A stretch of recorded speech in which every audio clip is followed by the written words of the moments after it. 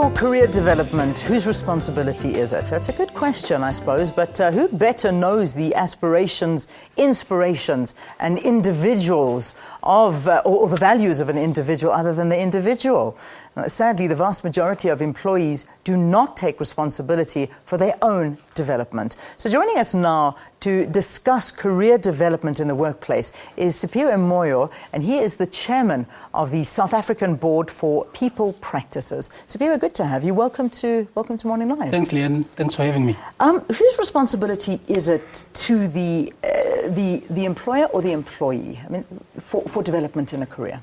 I think to explain that, Leanne, I'd like to tell a quick story. So, a story of a very small rural village where there's this elder who just knows everything about anything about everything in that particular village. So every villager knows that if I have a question, I must go to this one elder. Yeah. He knows everything. So these two young people come to the city and they decide we're going to go back and expose this man. There's no way he knows everything. We're just going to expose them. So they think, how can we expose this man?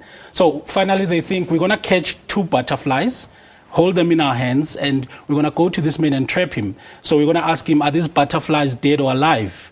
And you're going to hold and I'll hold. And what we're going to do, if he says this butterfly is alive, we just crush it and kill it quickly. And we say, yeah, we got you. And if you say it's the butterfly is dead, we just reveal our hands and we say, yeah, the butterfly is open, and we're going to expose the fact that he doesn't know anything. So they go to this elderly man. They do the same thing. They hold the butterfly and say, sir, can you please tell us, is this butterfly dead or alive? And then this man just pauses and thinks for a bit. And then he says, young people, whether this butterfly is dead or alive is totally in your hands.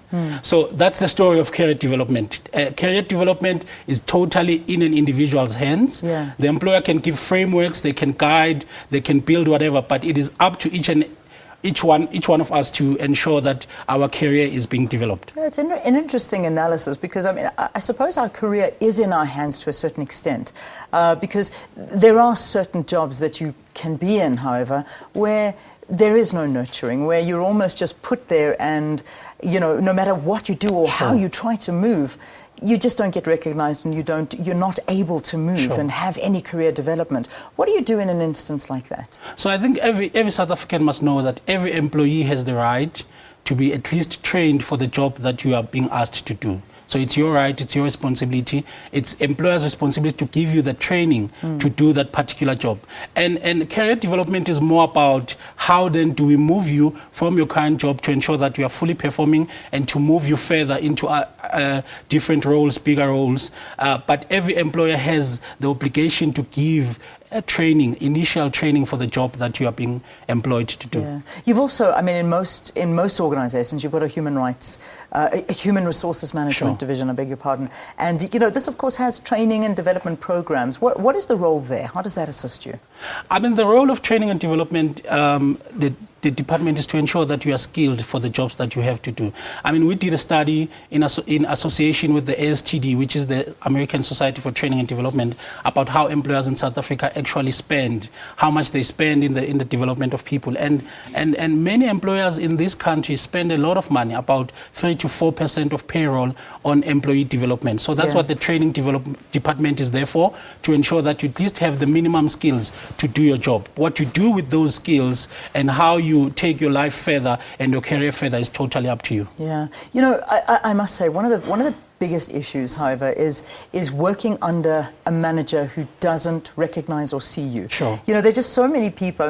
Just to quote one HR specialist, Doreen Nixon, who says, no amount of direction, ambition, or planning by an employee can lead to success without the support and guidance from a manager. Sure. And this is the reality, because sometimes you get disgruntled employees who feel that as much as they try, their manager doesn't recognize them. Sure.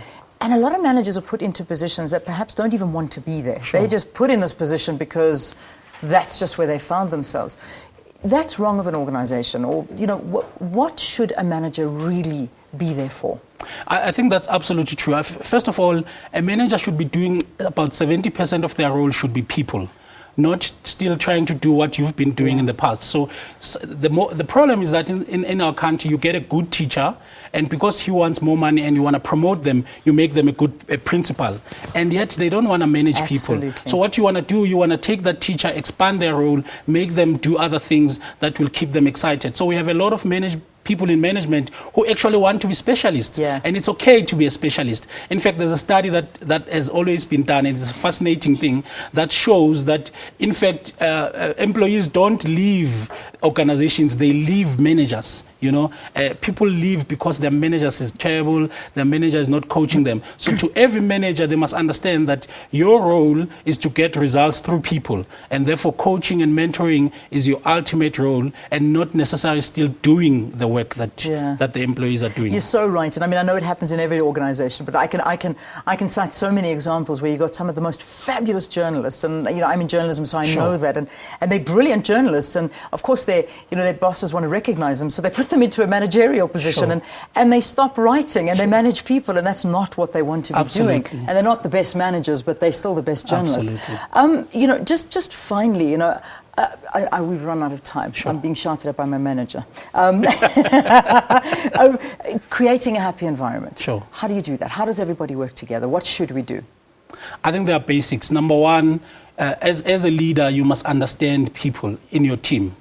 People are not motivated by the same things, and so you must really understand your team. Your job is to create a climate for good performance. So understand what people want in your team and let them shine. Create a good environment, and don't be afraid to let your employees shine. That's your job. All right. You're a star. Thanks for talking to us, highlighting what we should already know. Siphiwe Moyo, he is the chairman of the South African Board for People Practices, talking to us here about people management and career development, and whose responsibility it is for you to develop. It's yours, but it also has got a lot to do with the organization as well. Thanks so much, Siphiwe. Thanks, Leanne. All right, let's get you...